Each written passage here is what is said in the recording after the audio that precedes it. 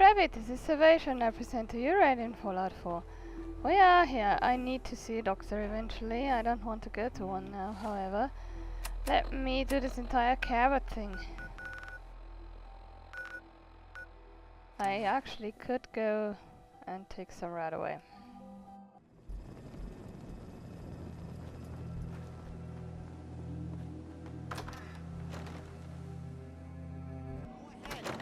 I'm wearing what?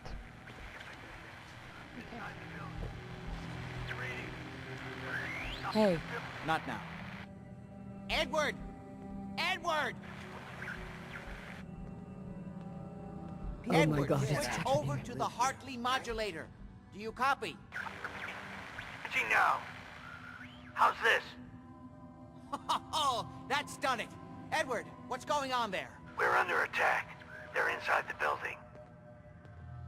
Inside? Inside. Can you keep them out of the basement? Damn, I'm trying, Jack. nothing but junk. I've never seen raiders that...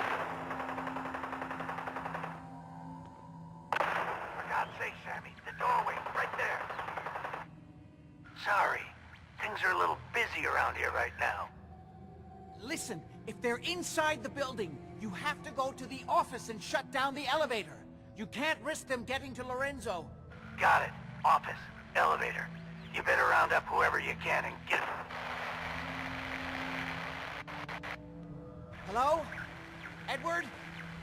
Come in. Edward! Ah! There's no signal at all. I've lost him. What's happening, Jack? If these people are inside Parsons, if they free him... Don't worry, I'll handle it. I always knew it would end this way. I never should have allowed you to lock up Lorenzo in that place. That isn't helping, what you Mother. gotta. And as I recall, using the serum was your idea, not mine. So what are you going to do? I said I'll handle it. I'm thinking. Why can't What's going on? That was Ed. Why can't I take these things? What's going on? That was Edward. He's at Parsons, the old asylum. They're under attack by raiders. It's strange. The guards have held off raiders before without any trouble. I don't know what's gone wrong this time. What happened? The guards at Parsons called in that they were under attack. Edward went to help. I've only just been able to raise him, briefly. I didn't get much, but it sounds like the situation there is nearly out of control. I wonder if these could be the same raiders that stole that last shipment. If some of them had used the undiluted serum, it could explain their unusual success against Edward's men.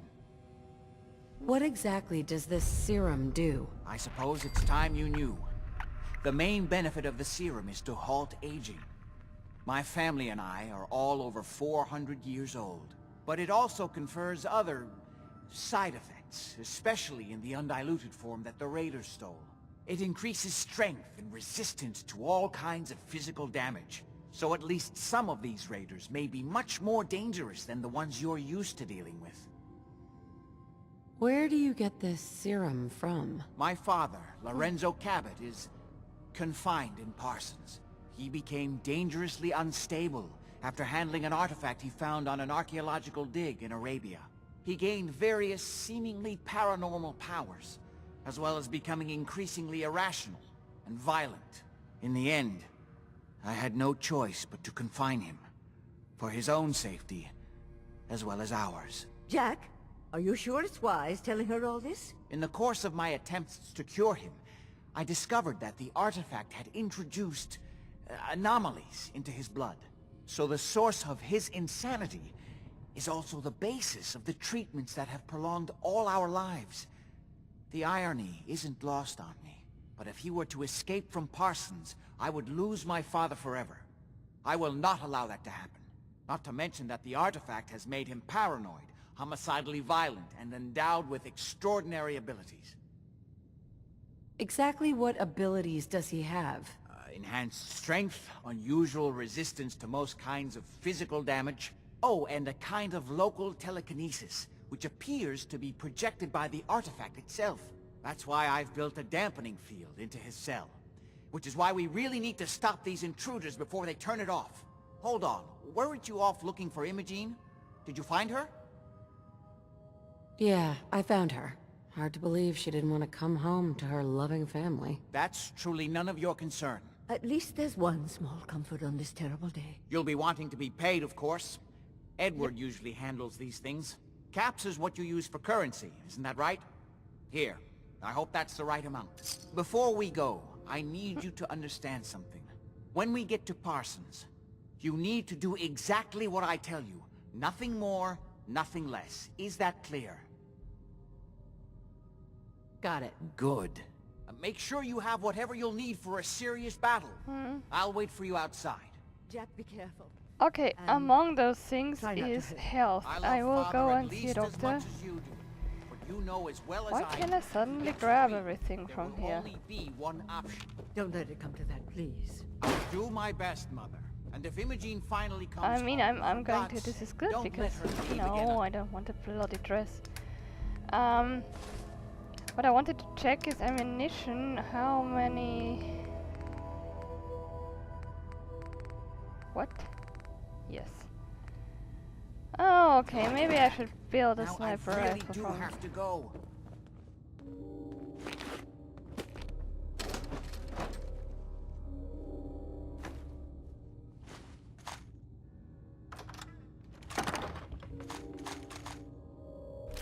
Do what?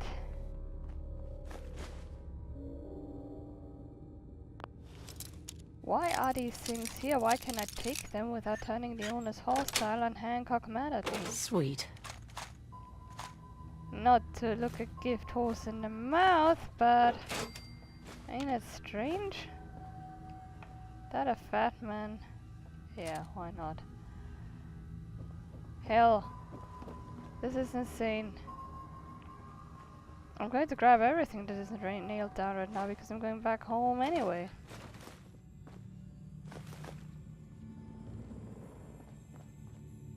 I'll be.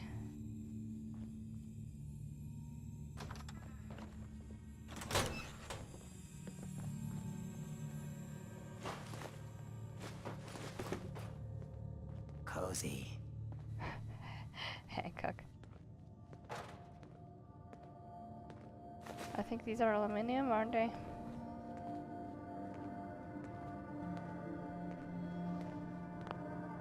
Let's go and go upstairs and take a look at this entire place. This is brilliant.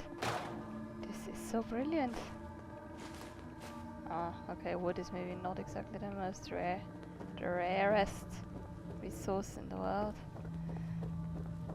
Well, the fact that I can grab everything in here apparently now, that is extremely good because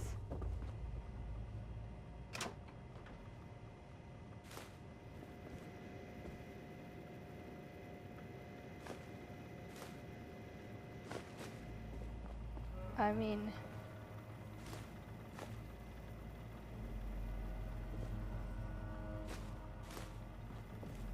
okay, I mean, what?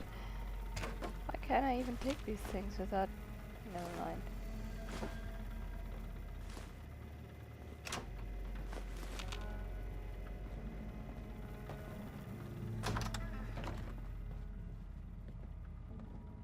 Nothing in here.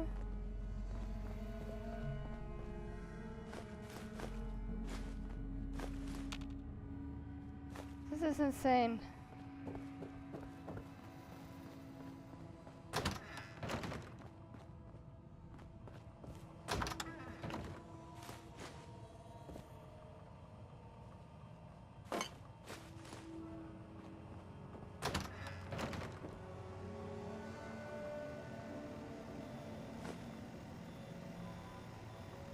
Excellent. What is that? Might be time to part with some of those gains. Hancock? I will, gladly, if you come around. Take some from me. I'll gladly hand you my fat man. Oh, crystal liquor decanter, that's always good. There was one downstairs too, wasn't there? Magnifying glass, more crystal. Hang on though, if I wear the other things, aren't I not over in combat? Yeah, I should still be. Where is Hancock when I need him?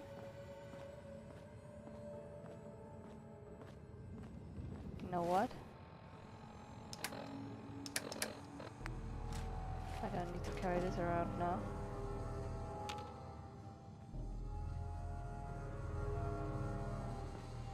Can't I take anything from here?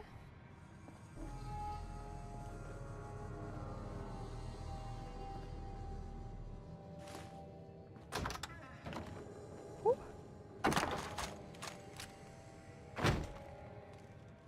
Beautiful.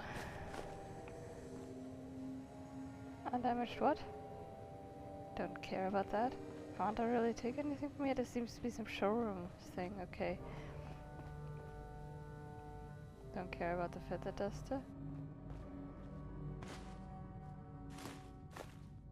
Technical document, good.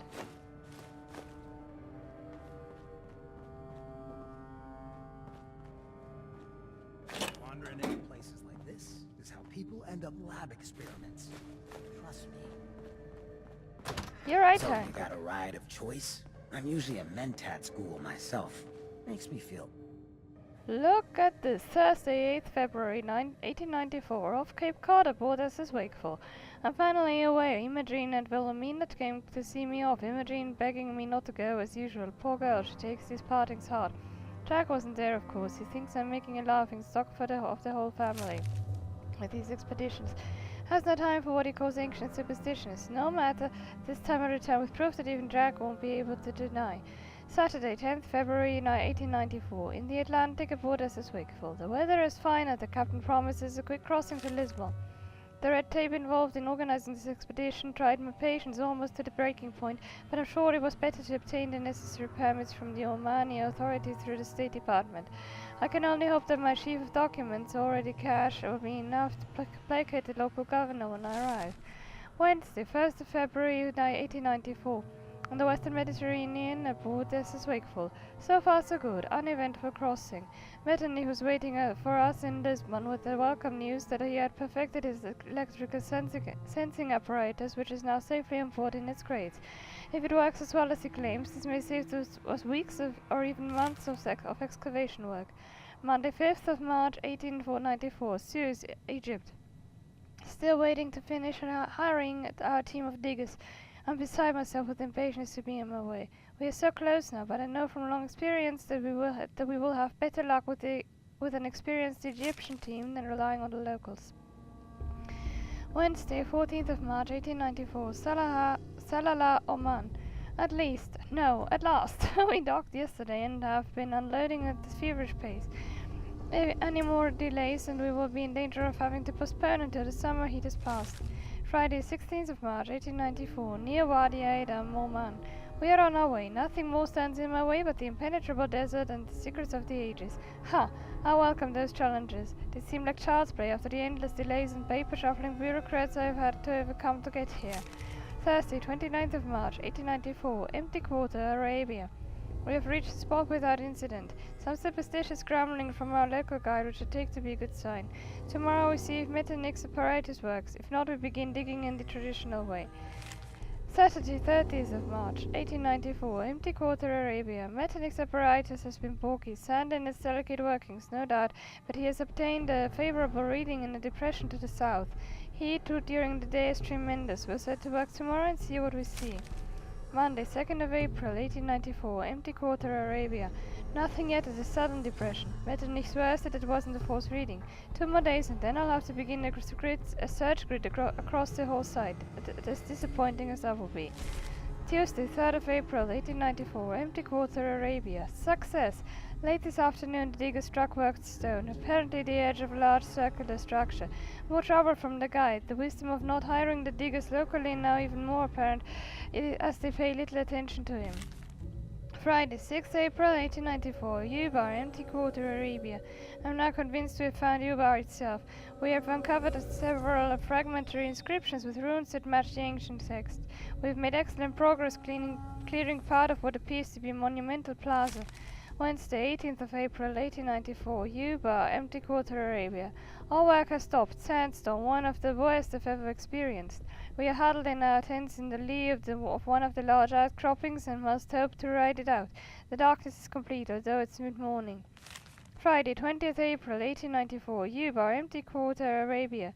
Sandstorm continues for a third day. Like nothing anyone has ever seen, the guy is becoming very troublesome. Some of the diggers are beginning to listen to his wild tales of ancient curses and forbidden secrets. Even the normally phlegmatic Metternich is beginning to show signs of cracking under the strain. Saturday, 21st April, 1894. Yuba, empty quarter, Arabia. The sandstorm is over, but 2 weeks of work has been undone. The area we had cleared is now buried under several feet of new sand. The guy disappeared in the night. I will miss him, but the diggers are even more unsettled. Thursday, May 3rd, 1894. Yuba, empty quarter, Arabia. We've located what must be the foundations of the great temple. So far nothing but stone and rubble, but something must have survived.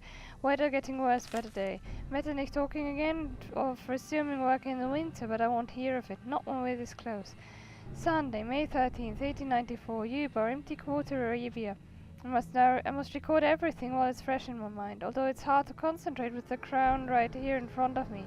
It's almost unbelievable, even to me, that I hold in my hands an artifact so clearly not made by any human civilization. But let me set down how it happened as clearly as I can. We had worked for at least a week to clear the shaft beneath the great temple. Even the diggers had caught the excitement.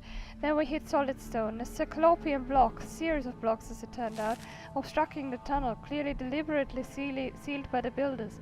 We almost despaired of getting through. 3 days of laborious pickwork. I wouldn't risk explosives here of all places. Then break through into darkness. I was first in. Dust of ages covered everything. Clearly a burial crypt. Sarcophagus at the one end of the chamber. We lifted the lid, and inside, even I fell to my knees in shock. The diggers that were helping us fled. Metternich white-faced. I feared that he was having a heart attack. Luckily, no. We'll make a full catalogue of the tomb in the morning. I ordered it sealed up overnight. Not that I really believe any of the diggers would dare to enter it again, but better safe than sorry. I removed only the crown reverently, without disturbing the body or any of the other artifacts. And so, vindication. The crown waits gleaming as if new made, although I know it's older than any human artifact ever uncovered. Later.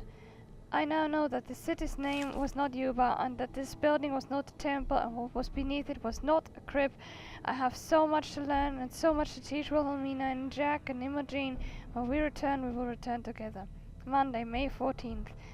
No year, I note. Metternich was extremely surprised to see me wearing the crown this morning, and tried to argue with me when I ordered the men to bury everything with uncovered. It doesn't matter now. The sandstorms will erase evidence that we were here, that we were ever here long before anyone can stumble across the site again. And the city's location is now safe with me until I can return and uncover more of her secrets when I am ready. Intellectual. I have never found this. Perfect.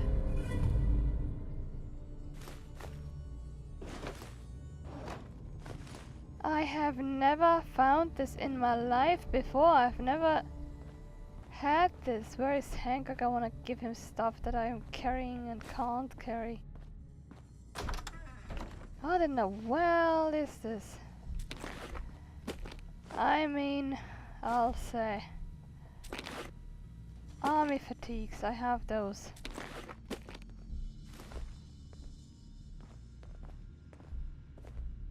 I hear footsteps. Those must be Hancock's. Hancock? Hey, Just say the word. Pick that up. take that weapon. Bingo. Hey,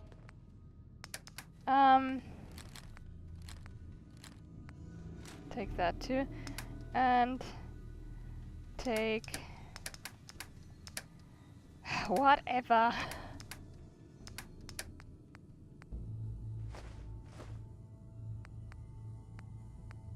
Take these I 13 take requests. glasses. For fuck's sake. Let me quickly take a look at the terminal. There was another terminal too, huh? I'm saving this in a separate file in case someone does get mad after all. I don't think so though. Assassinates. Unbeknownst.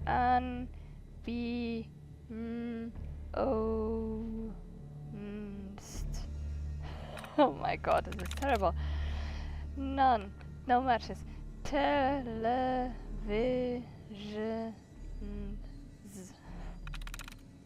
Embroidered. Perspex. Personality shares one letter. Settlement shares 2 letters. Nice. Oh god, I'm not going to do anything else, am I? Hang on, 2/11/1968. Another unwanted gift from my loving brother. Still, it might be interesting to play around with. 2/19/1968. This whole computer thing turned out to be more interesting than I thought. I've been learning a lot from various BBSs. I have no idea what that means, and I'm a T. Jack's been griping about some mistake he made in setting up this terminal, so I poked around until I found the file. It would be simple to fix it for him, but not nearly as much fun as watching him try to solve it on his own. 4/1/1964. What? 68. I was playing around with some new ideas and hit upon a good gag. I wonder how long it will take Jack to figure it out.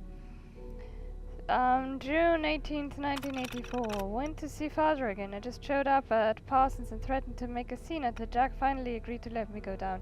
I don't know why I keep going. Father puts on quite an act for me, but I know it's not really him. Not since he got back from his trip wearing that horrible crown. I keep hoping that somehow he'll come back, that I'll see even a glimmer of the real person again.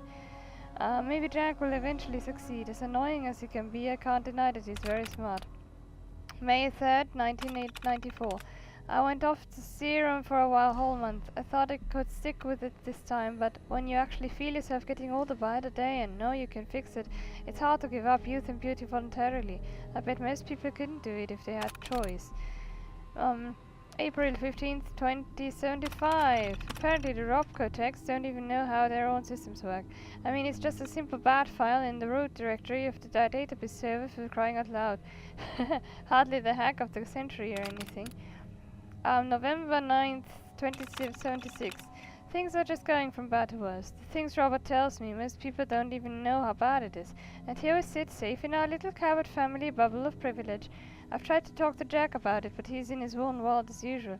I doubt he even knows what year it is. And Mother, don't even get me started. Her whole life is a state of denial. I know this is insane to even think, but maybe this is for the best. You'd think I could just get a gun or some poison if I really wanted to end it for myself, but I could never be that deliberate. How selfish must I be to think that I need the world to end as a way for me to get out of killing myself? October 23rd, 2077. It's happening. I think a bomb must have hit somewhere near. Power is out all over as far as we can see from here. The emergency power is still on in the house, but not for long. Edward and Jack went to try to get the Parsons. The priorities, you see. Jack left Anders in charge here. He seems competent enough, but there's something about the way he's been looking since it happened that I don't like. I better get back to Mother. November 19th, 2077. What? I know, I got the power back on again. Things are very bad, but I would never admit this to anyone, but this is the most fun I've had since I can remember. I'm not bored anymore. Maybe this is how most people feel all the time. I really can't remember how I felt before the serum. Oh, and Anders is dead. I killed him. No one can believe it. 2 days after Jack left, he decided the Cabot house belonged to him, and Mother and I would have to leave. I can't really blame him. I mean, it was the end of the world, but I am not sure most employed agreements covered that. But he made the mistake of underestimating me. He didn't know how fast I was or how strong. I would have just made him leave, but he decided to fight. Probably better that way. One last person out there who knows about what we have here. We haven't heard from Jack for a week. He and Edward made it to Parsons, at least. Jack radioed when they arrived. Tried to be cheerful as usual, put on a happy face for Imogen, but who really knows if they are going to manage? At least Edward was with him. If anyone can get through this, it's Edward. 12/02/2077. Jack made it back finally. He says Edward is very sick from radiation. He left him at Parsons. I don't think he expects him to live. I'm not sure why neither of us is sick. I was out quite a lot now to think about it. Maybe another of the many benefits of Jack's magic serum. I'll have to thank Father next time I see him. 8/11/2089. It turns out that eventually even the apocalypse can get boring. Jack and Edward are too good at keeping us safe. It looks like the Cabot family is immune from the end of the world, just like everything else. We just shrug it off and keep on going, just like we always have. Sometimes I'm very pleased about that. It makes me feel incredibly superior. Sometimes it makes me really, really sad. Most of the time it's just boring as hell. July 04, 2120, I should say. I've stopped even telling anyone where I'm going. The world isn't as dangerous as Jack says. There are still people out there, living their lives like they always have. I guess more of them are willing to kill you now, but that's probably just because they can. I always got the feeling that plenty of people would have liked to see us dead before. They just couldn't get away with it. March 13th, 22:51. I don't know, Jack keeps himself busy day after day. You'd think he would realize that it was hopeless by now, after all these years and years. Maybe he's just going through the motions the way I am. Or maybe he stopped trying to cure Father. I mean, what happens after? To us? I'm the only one that's ever tried to go without the serum. Maybe Jack and Mother think they could just give it up, but I think they're fooling themselves. Okay, I've never found this. I've definitely never found this. There was another terminal in that room downstairs where we started out. Like here. Let me save again, just in case. Okay, carpeted. No, follower. Follower has one match. But that's not it. Carpeted, climbing. Has one match with the first. Sweet. And is it? Oh, for fuck's sake. So, February 10th, 1968. I think I finally have this new terminal set up correctly. Let's see if this saves. Yes, I can already see that this is going to increase my productivity immensely. Never mind Mother's carping about fangled contraptions. I see that I mistyped my name on the setup screen. I'll have to check the manual for how to fix that. It would get annoying to see that every time I log in. February it didn't fix it, haha. February 12th, 1968. Still learning how to work with this new computer. Searched the manual for an hour last night, but couldn't find out how to reset my name on the login screen. Oh well, hardly worth worrying about right now. I'm sure I'll figure it out eventually. At some point I'll need to take the time to transcribe all my old paper notes into the system so that I can easily access them. But for now, let me summarize my progress so far in understanding Father's conditions so I have a baseline to refer back to here. 1. All attempts to directly remove the artifact have been unsuccessful so far. Father's blood pressure dropped precipitously and detectable brain waves nearly flatlined each time. The results were the same with total anesthesia, Father unconscious, local anesthesia, Father conscious, several types of antipsychotics to do, fill in exact list and dosage from my notes, varying dosages of LSD to do, fill in dosages from notes. 2. This implies that disabling the artifact in some way will be necessary in order to remove it from Father. Question: is the psychotic effect permanent, i.e. will it survive removal of the artifact, or is the artifact actively and directly inducing it? 3. I've been very cautious with directly physically interacting with the artifact since the very early days. My initial attempts to probe or tinker with it were met with similar physical symptoms in Father to my attempts to remove it. I won't attempt it again until I have much greater understanding of the artifact's inner workings. 4. Active scanning of the artifact itself has proven useless. I currently consider this a dead end. X-rays so far has proven opaque to all my scans. Obviously, I am limited to the amount of radiation I can risk subjecting Father to. Radio imaging, again, the artifact is opaque at all wavelengths. 5. Passive scanning has been more promising. This is an area I plan to devote much more time. The artifact radiates across the electromagnetic spectrum and at varying strengths and wavelengths. I have some basic telemetry already built into Father's cell and have been collecting data for the past 2 years. So far it isn't much more than suggestive of further avenues of research, but I'm quite confident that over time and with more sophisticated sensors, I'll be able to gain genuinely useful insight into the way the artifact is controlling Father. To do, get military contacts from Senator De Soto. They are likely to have more advanced tech than I can get commercially. Consider making deal for samples of serum if necessary. 6. The physical symptoms and changes that the artifact has induced in Father are as follows. Extreme paranoia and psychotic tendencies. This was obvious from the first. Since no drug has proven effective in mitigating these symptoms, all evidence points to this being directly induced by the artifact. Agelessness. As yet unidentified modifications to his blood chemistry has prevented any further aging since he first encountered the artifact. In fact, he may be in better physical health than before. It seems likely that the artifact is actively monitoring and correcting any problems it finds with its host organism. Telekinesis, the most surprising ability. I tentatively believe that this is not an actual telekinesis, but is something generated directly by the mechanisms in the artifact itself, perhaps using manipulation of gravity waves beyond our current technology.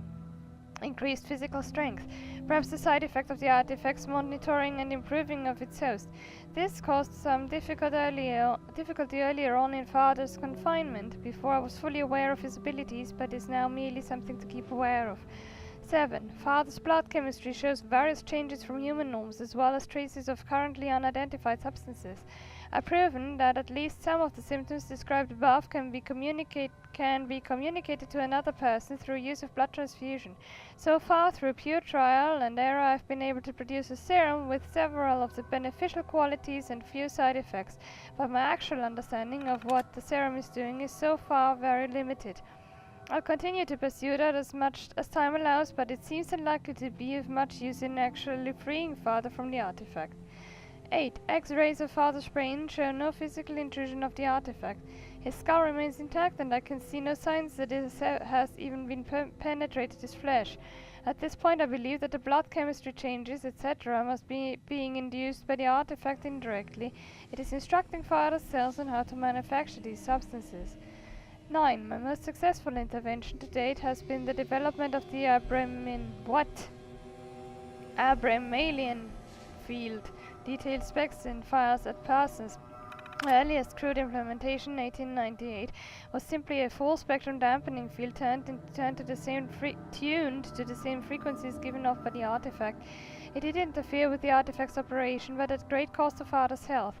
At the time I had no choice. It would have been impossible to confine any other way, but refinement of the field has been a priority over the last decades. I've managed to reduce the negative physical effects on Father while more directly blocking the artifact's telekinesis power.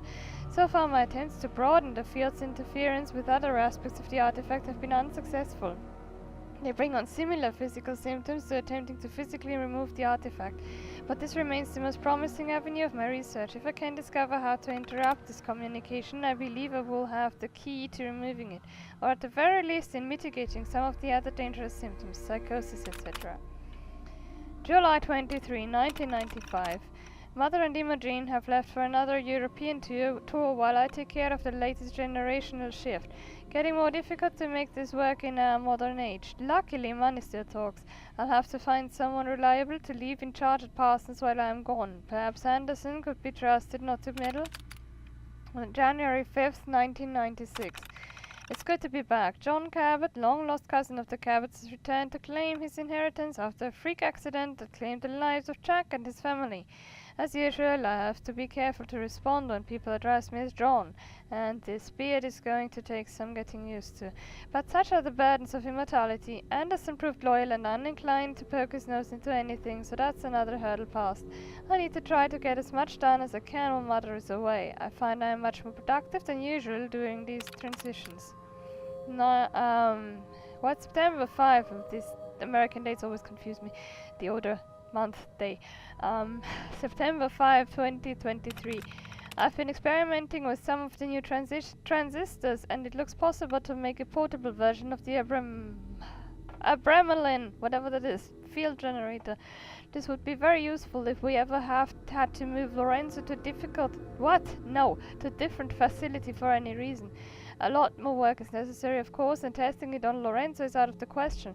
I won't risk shutting down the main field, but replicating the current field frequency pattern should at least give us something that we could try in an emergency, even if we can't be 100% certain it will work. November 22, 2058.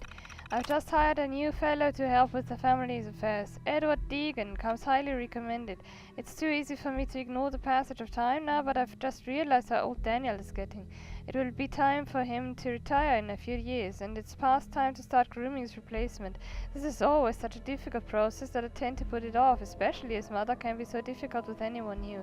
If Edward proves reliable, I can start easing him into the family's secrets. Tricky, but necessary. So far so good. Mother has taken to him, which is an essential first step. April 15th, 2075. I've heard Rob go out again. It seems like a small thing, but this login screen glitch has been driving me crazy.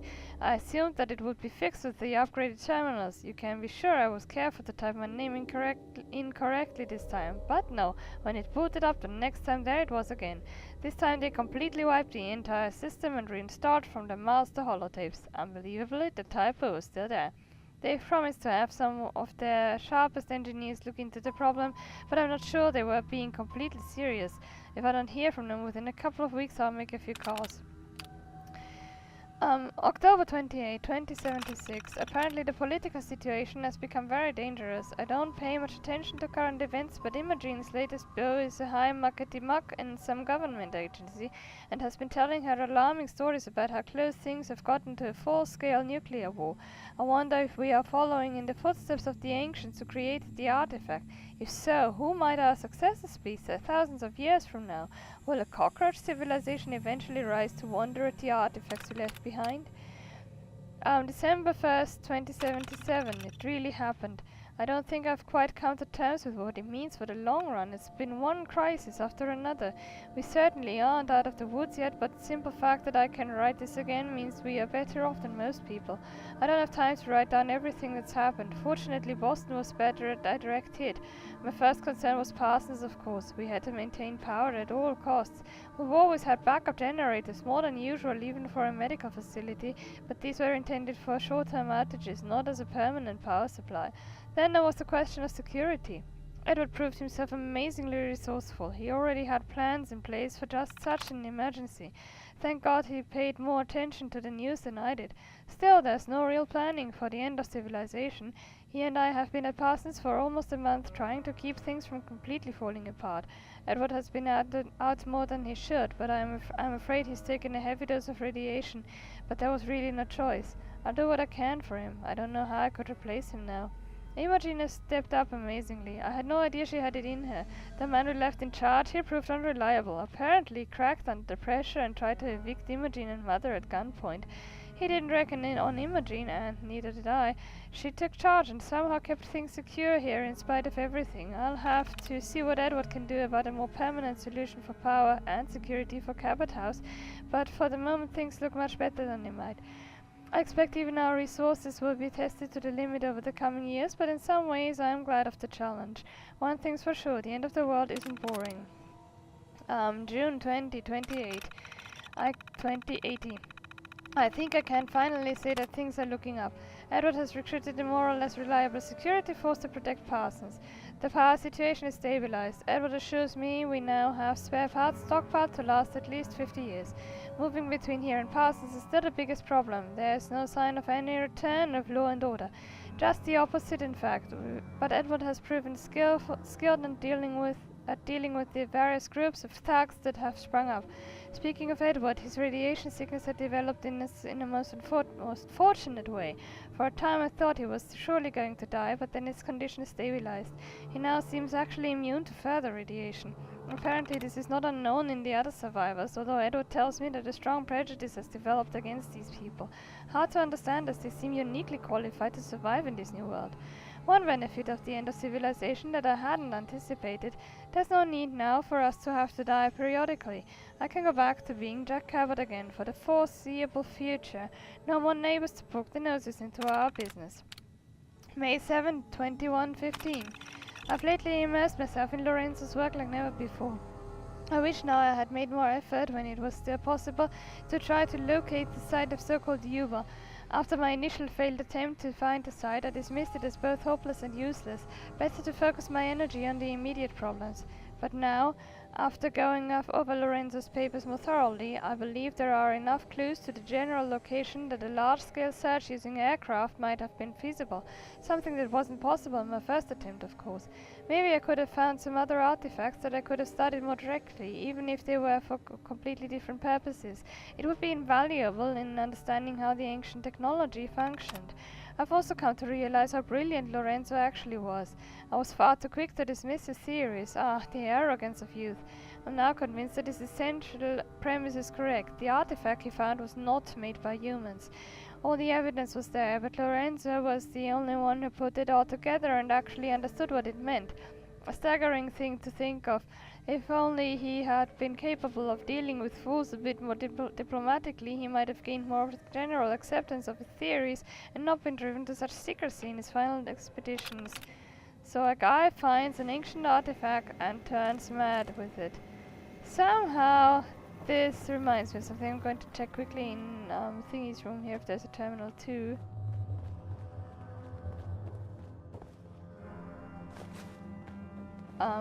What's her name? The woman. The mother, in the mother's room. If there's a terminal, but I don't think so. Nope. I don't want an umbrella. Oh, what I did want to look is there was another crystal thing downstairs. I think I'm going to pick that up because crystal is pretty rare and pretty important. And if I can grab anything crystal, that's a good thing because it's so rare. Like, here. Oh, for fuck's sake. Hancock. Hancock, help me. I'm over encumbered. Yeah, the thing is, I've never found this before. This is entirely new to me. This entire madness here. I have never seen this. And I don't think I ever looked closely at this place here. There's Bourbon. Where is Hancock? Probably lounging somewhere. When you can't find your companions, they're usually lounging.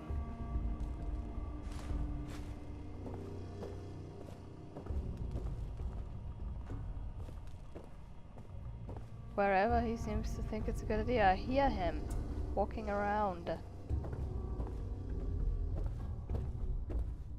At least I hear someone walking around. This is really going on my nerves.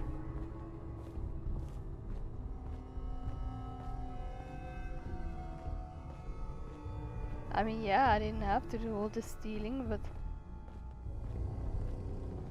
who wouldn't? I hear my own footsteps and think it's Hancock. No, that's just sad.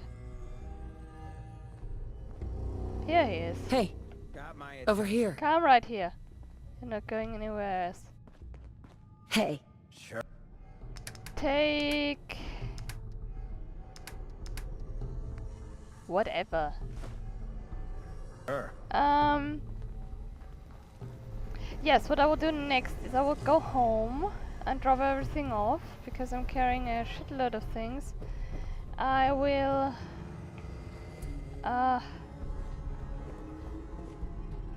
Hancock, you know, you could take more than that. Yes, I will go home and take care of my things. I will... Where is he now? Hey. Hmm? No, what? This is what I've got on me. Grab. Grab.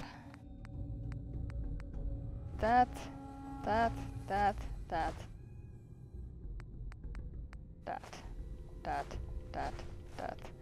Alright.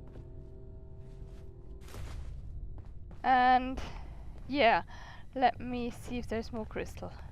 No. And there's something else I wanted. Vases, I think. Yeah, this is very interesting. Why can't I take this even? I mean, yeah, I'm not complaining, I'm just confused. Right,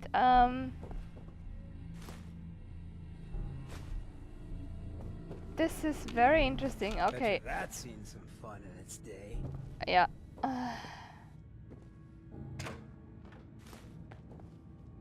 Okay, as in, let me go and no, I'll stay here because this has been long enough anyway. I'm going to go home and drop everything off, and then I'm going to maybe build a razor rifle, a laser rifle.